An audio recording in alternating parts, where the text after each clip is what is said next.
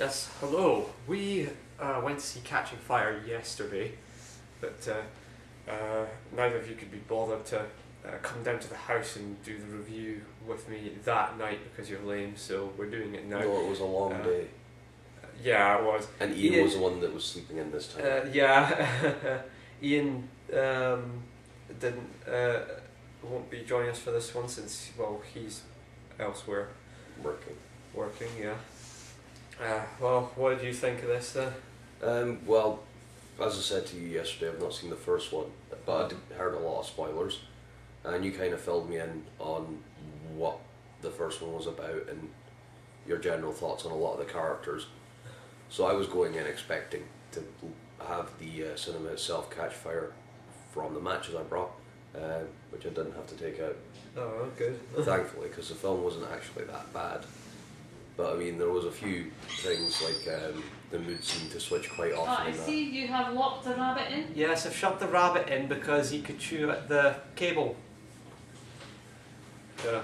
But yeah, I think like the mood kind of switches almost in a schizophrenic manner sometimes.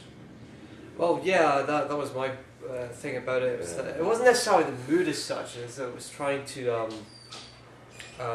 do several things at once, and none of them kind of gelled which together. is why it felt sometimes like the mood kind of went schizophrenic sometimes, because it's like we'll give you this bit and then it switches to to something else. You see, the thing is, I don't think I never did a review of the first one because it's a long time ago since I saw it. Well, I saw it in the cinema and I saw it again recently on DVD, so I've seen it about 3 times. And every time I watch it, I kind of get a little pissed off because people have been comparing them to like the Twilight series, mostly because of the love triangle aspect. But the thing is, it's nowhere near that bad. No. In fact, the thing about Twilight is that it's completely irredeemable. It's terrible. Yeah. With Hunger Games, there's actually some potential, and I don't think it's fully living up to it. Well, I mean, there is. This one had a good bit of character development, because I think one of the problems you brought up from the first one was that they tried to make Katniss, is it? Katniss, the Which main is character, Katniss. The characters have weird names, by the way. There's Peeta. Yeah, Peeta Mellark, Katniss Everdeen. He loves protecting animals, does Peeta. Oh, of course he does. But no, it's you said that one of the major problems with her was they tried to make her out to be completely pure. Well, and it's like when she kills, she does it for completely good reasons, and not the basic human survival instinct. Yeah, well, you see, this is the thing. I think I've been making a mistake of comparing these movies to, I read the books, so I've been making a mistake of comparing these stories to older, like, dystopian fiction. Like, I was speaking to Sam about it last night, and I was pointing out that, I was saying to her, I would have liked it if they'd just done it as one book, and she said, well, yeah, but how could they have done the story as one book? I'm like, well, I'm not saying they could have done the whole story as one book. They couldn't have. The story that as it is now, spanning over 3 books. I'm saying that, like, for example, there's the movie Rollerball. Yeah. Which is a brilliant film. At the end of the film, can we review that film next? well, I think me and Nick and Chris already reviewed it. It probably won't be out yet, but the thing about the end of Rollerball is that he wins the game, or James Caan wins the game on his own, thereby completely ruining the point of the game, which was set out by the corporations. And one of the corporate heads just storms off through the crowd, and everyone's chanting James Caan's name. No, Caan! No, it's Jonathan. Yeah. I know. But that's the point. It doesn't. It just ends. Yeah. And there's no like tune in next time for Rollerball 2 where we find out what happened to Jonathan E. You don't want to find out what happened to Jonathan E. because the point is you kind of, that was to me what you make up scenarios in your own head. Well, that's what dystopian fiction's like to me, is that it has that kind of dystopian fiction either has a depressing ending or an ambiguous ending, and that's what I think. That's what I think dystopian fiction is. And I'm making a mistake of comparing these stories to that, when I probably shouldn't be, because I mean, what I was saying to Mark before was that they're trying to make her out like she's really, the main character out like she's really pure, which is something that the Twilight films did. They made it like Kristen Stewart or Yeah, Bella yeah. was really pure and really good and whatever, but, Even and though she was important. Yeah, but the thing is, Bella, and that was kind of a cornucopia of teenage hormones, wasn't she? She was a bitch, is what she was. She was Yeah, that too. she was a What do piece you of expect as a teenager she was a with piece of hormones? wood, and she was a bitch. That was it. Whereas with this, she actually has a personality. She's played by someone Yeah. who can act, for one thing. And who's a looker? And who is a looker, yeah. But they've once again, when the first film, when she gets out of the Hunger Games, she kills one person when she's trying to get away by like dispersing a group of people with a tracker jacker nest, which is like genetically modified bees. And so she does it inadvertently. She's really doing it more to disperse them rather than kill anyone. So she kills one of them inadvertently. Second time she kills someone to defend a small girl. Then the third time she kills someone because she has to put the guy out of his misery because he's being mauled to death by those stupid And dog it just things. makes it feel like she is, like, as a character, it's like she'd only kill for the right reasons, even in survival situations. Yeah. But I mean, what I was building up to with that one is, in this one, at least when she goes in, and this is a spoiler, you do see her, like, she runs for the bow to get her weapon, and she does fire a few shots and get a few of them. Yeah, in based this on one survival she is instinct. actually doing that. But the thing is, now they're actually making that as they're putting that down as a plot point in this one. The fact that she's allies with a group of people. And she's finally And lost it. If she like were to betray any one of them for her own gain, then everyone would see it happen. Because now she's the Mockingjay. Yeah, it's, She's the face of the resistance. That's actually another thing I really like, that bit where it's a build up to the games and you've got them all coming in and the presentation and that, and it's really like, it was a nice touch, that whole grandiose ceremony and that. Well, Even though they know that it's going to turn completely the opposite way and be really gritty.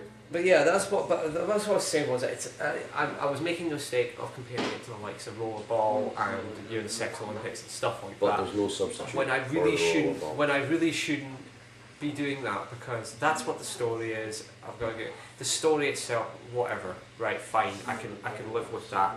I just thought that with the first film, a lot of people said that the first film was it was boring because it took too long to get to the action part. I actually liked the first half better than the second half. I thought there was more stuff happening in the first half. Yeah, that's what I mean, like the ceremony and that was very, very good. And it was the same with this film. I think there was more stuff happening in the first half, more interesting stuff happening in the first half.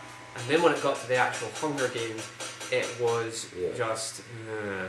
It just turned into an action flick. It turned into a shit action flick where you can't see anything because the camera keeps moving around, or it's really dark so you have to squint to see what the hell's going on, I will give them, who it's like, happening to. I will give them that idea that they had for the traps and stuff like that happen. Like all the certain points of the day, there's a different The trap. clock and everything. The way they reveal that is stupid with that person going TikTok, TikTok. Oh. Yeah. The A1 wifey, when she came last week, But I nah, paid her Hold on. that one rang. Whatever. This is our back. And Yeah, this is our backing track over here. My dad having a chat with my mum. there's a book. Probably shouldn't have done it here, to be honest. That was too late now. It's too late now. We've done half the review. I guess I don't know. We could just move. Your choice. Jump cut. Whoa. Whoa. The magic of editing. Yeah. I'm not sure if the lighting is all that great here, but whatever. Yeah. That's what I was saying is that I probably like I said, I shouldn't compare it to that. Because nothing compares to Rollerball. Yeah, exactly. It's the story is what it is.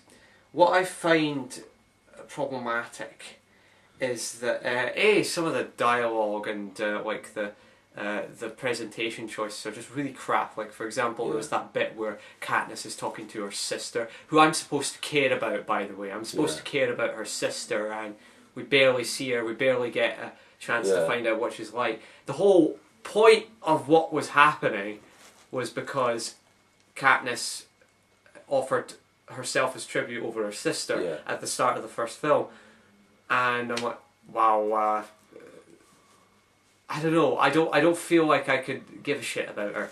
But she, there's that bit where Katniss like, well, what did you see? And Prim was like, hope. Oh, yeah, I know I don't put it across properly, but when you see it, you'll think. Yeah, but besides which, Glenn hates people anyway. Yeah. Which is probably why we shouldn't show him a film like this. It spends way too much time trying to do this whole. It spends too much time in certain points playing up the whole love interest angle. Yeah. Because it like there's that bit where she's trying to get Gale to run away with her. Yeah. And he's just like, "Do you love me?" Like, who gives a shit? There are more pressing matters than your dick right now, mate. There is no more pressing matter than a man's dick. No, well, I don't care. And they don't really do much. Once again, Gale has more of an input in this, but they don't really don't really do much with them. Like in the first half when she's going about the tour, which itself was quite interesting. I think we should just nickname this guy Apache Chief. Why? Because he's fucking big and beefy and he goes out into the woods hunting. I suppose, He is pretty much the Apache Chief. But meanwhile, Katniss is doing important stuff, because she's touring the districts, giving her stupid speeches and everything. And also, Glenn, don't forget. Yeah. Zeke Heil. What is that? That was in the first film. I'm just. I don't know. It must What's that supposed to mean? It must be something I don't know. to do with the resistance movement. It'll be a resistance thing, but I don't know. It just feels. We might find out about it in the third film. But the thing is, they're giving her stupid speech and everything. No, like they once cut back to Gale. Yeah. But because they, Katniss is doing important shit. And then they cut to a TV that's playing in District 12, and Gale happens to be watching, and he's just kind of sitting there moping, which is what he did in the first film. When they cut back to him, he's just like, I'm Gale, and I'm not particularly important. And so he's kind of like Bella. Oh yeah, except that they don't play him up nearly as much. No, because he's not a main character. The most interesting part of the whole romance angle is, of course, the fact that they've played up Katniss and Peeta's relationship to be more than it is. Yeah. Which... Like, Peeta says they're having a baby and... Yeah, I know, and that is another part, is that they have this whole... this kind of satirical edge to it, where it's, we're being satirical and jokey, because we're, like Caesar, who's the over-the-top TV presenter, and everything, the Capitol itself is just gaudy and ugly looking. Yeah. Because it's just, you've got all these people wearing these stupid outfits with their hair put up in weird ways and makeup and all that. And then there's that bit where they're at the... Basically, it's like Dogecoin. Where they're at the dinner party, yeah. When they're at the dinner party and Peeta's like, I couldn't eat another bite. And the guy's like, well, try some of this stuff. And he hands him a glass of liquid. Yeah. And it's like, you drink this, it makes you vomit, so you can try more. Yeah. Which is a very hedonistic thing. And it's like, well, that works very well. Welcome to debauchery. But... the thing is, if they were going to be like jokey and satirical like that, I would prefer it if they were more like that throughout the whole film, rather than doing that and then being all gritty and realistic for the bits in District 12, like where Gale gets flogged, which admittedly was quite brutal. I wasn't expecting it to be like That's that. what I meant about it being quite schizophrenic at times. So exactly. It does feel sometimes like it doesn't know where it is. And then suddenly you're like you're watching a really crap action flick where the only way that we can really discern someone's character is by the fact that they wear glasses. Yeah. And that was one good bit at least. There was that guy who he was a tech nerd instead of just one of those guys who runs in and kills people. I liked that guy. The problem is I think they cast the suavest black guy to play who is meant to essentially be a tech nerd. The guy was really suave and sophisticated, and he was like, oh yes, like. Also, they did talk about the advancements he'd made as well, but they never really went into that. They did say after everything you've done for the districts and for the capital, and then I guess they wouldn't have needed to go into that really, because but the only real way that I was able to discern, I mean, I'd read the book, so I knew that there was going to be the tech nerd guy. So when I saw the guy with his glasses on, I thought, that's the tech nerd, isn't it? And it was, because he just had the glasses on, and they picked this really suave guy to play him, and you're like, Glenn, you know what that means? We're nerds. I suppose so, yeah. Let's go build stuff.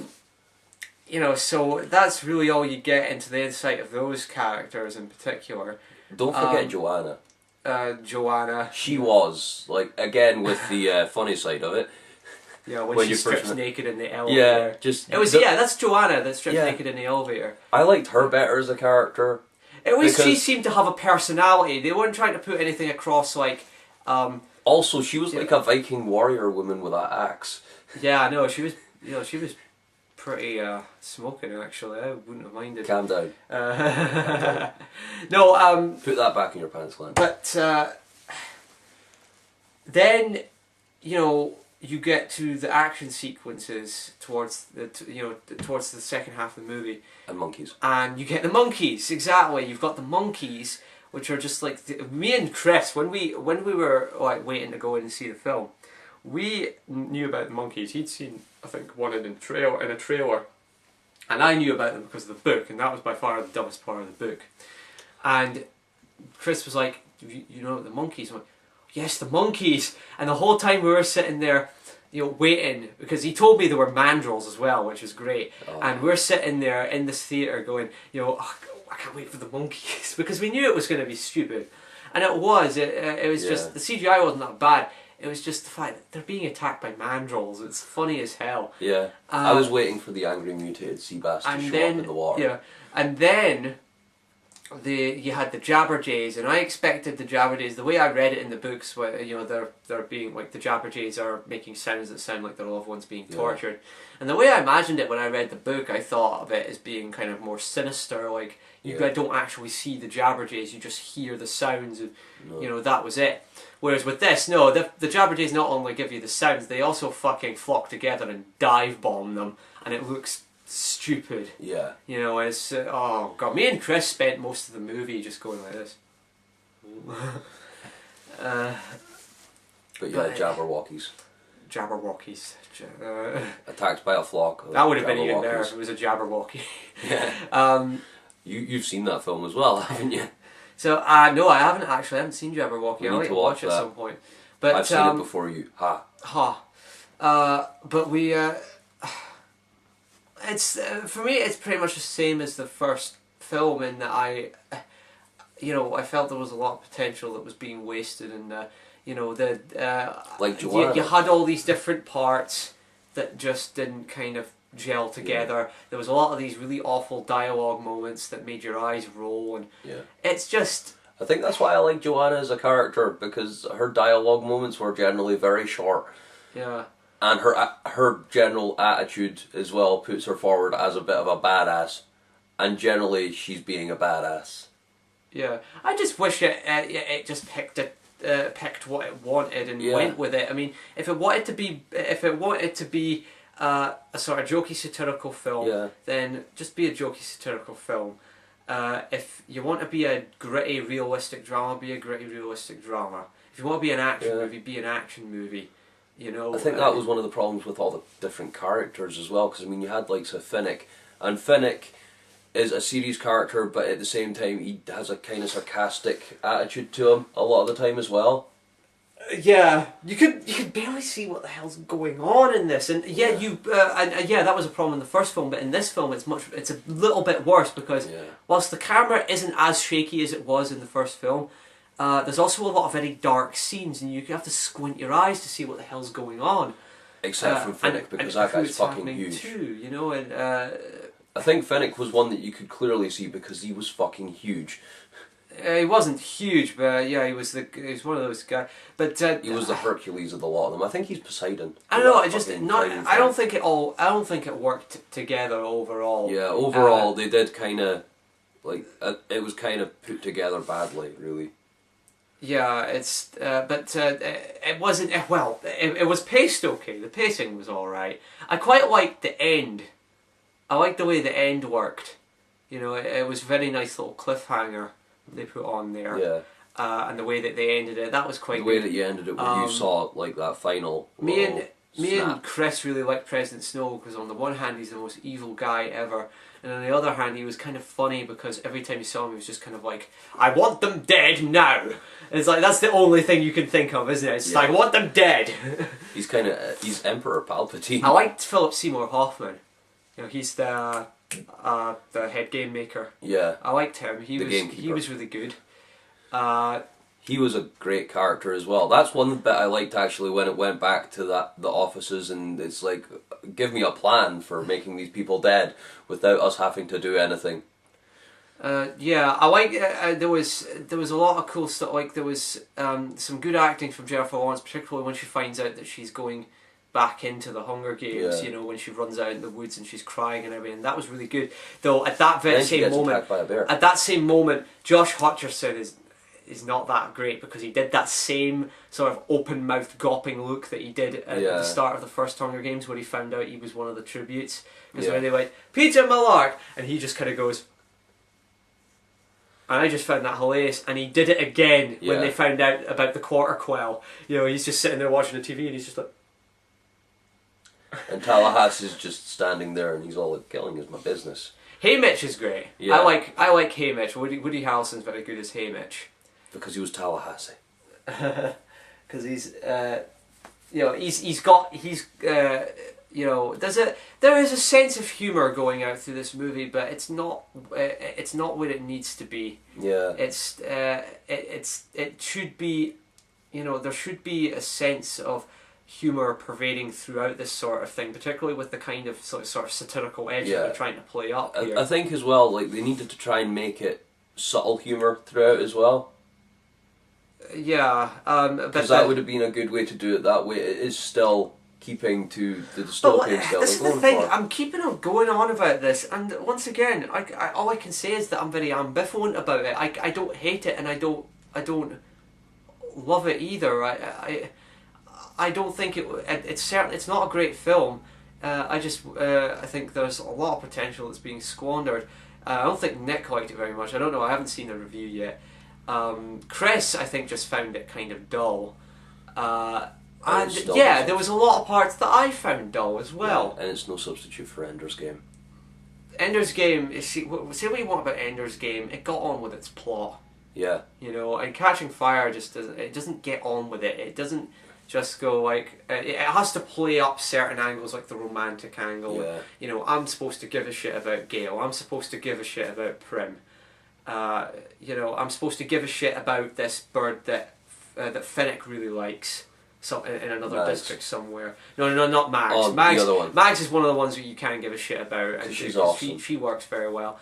Finnick, you know, there's that girl he's in love with somewhere yeah. else, and I'm supposed to give a shit about that, and you know, it's just, it's just a meh film. It's like the first film.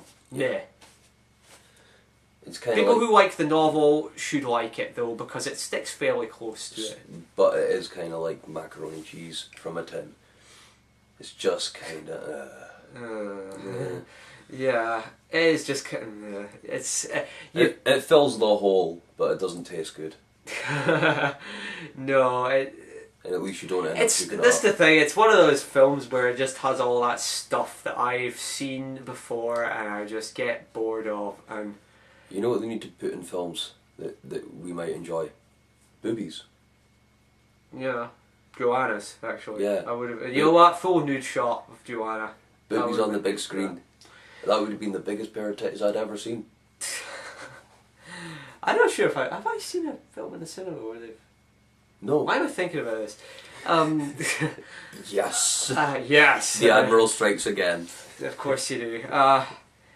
But I don't know. Like I said, people who like the book will probably like this because it sticks fairly close. It adds stuff in and whatever, but that's because the books are generally from the first person perspective, Yeah. and so they add in a lot of stuff that And aren't from Katniss's perspective. Trying to stick you to know, a first person perspective in a film like that as well. Yeah, No I'm problem. not saying they should have stuck to that. Yeah, that's what I'm saying though. It can that's be a what they- problem in a film like that Yeah, so with the angle they're going for in that. you know, I don't know, but I would say if you like the book, you'll probably like this. I thought the book was a bit. I thought it was a bit useless, really. Yeah, Mockingjay in particular, Yeah. and I don't understand how they're going to split Mockingjay into two movies. Neither the fuck do I. But my thoughts on it is if you really like tinned macaroni cheese, you'll probably love this film. And if you do like tinned macaroni cheese, there's something wrong with you. If you like schizophrenic movies whose, tonal idea jumps all over the place, then... If your girlfriend has a tendency to set fire to your bed, What? well, if you like schizophrenic movies, I suppose so. your yeah. girlfriend's probably schizophrenic too. If She's you like probably set fire to schizophrenic you. movies, just like schizophrenic guys or girls, I don't know. What are we on about now? I don't know. Oh well. Yeah. Filling time on the screen. So that's Catching Fire right there. Yeah. Just a very meh film. Yeah, just Yeah. no substitute for Ender's Game. To be honest, I liked Thor: The Dark World. Out of all the films, Yeah. out of all the films we've seen together in the cinema so far, it All goes. three of them. It goes probably Ender's Game at the start, then Thor: The Dark World, Yeah. then Catching Fire. No, then every film that we're going to see, and then Catching Fire. I don't know about that. No, I don't am- know about that. I'm going not to sure see- what we're I'm going going to to see see Carrie on Friday. Oh yeah, you told me about that. Which is another one, and we're still on camera. Actually, what film are we thinking we could go and see next? I don't know. We'll just keep an eye on the 47 Ronin with Keanu Reeves. 47 Ronin. Maybe actually. To be honest, I saw it and it's like, is this the last samurai with demons? Yeah, I was thinking Last Samurai with demons. I wouldn't mind that because Last Samurai was a Unless- really stupid yeah. film, but I quite enjoyed it. Unless they've based it on likes of the Ninja Scroll anime and that, so that would be a good one to watch for a review. Send us your comments, tell us your thoughts. All right. What should we watch next? Yeah, I'm sure that'll happen. Right. Bye-bye. Bye.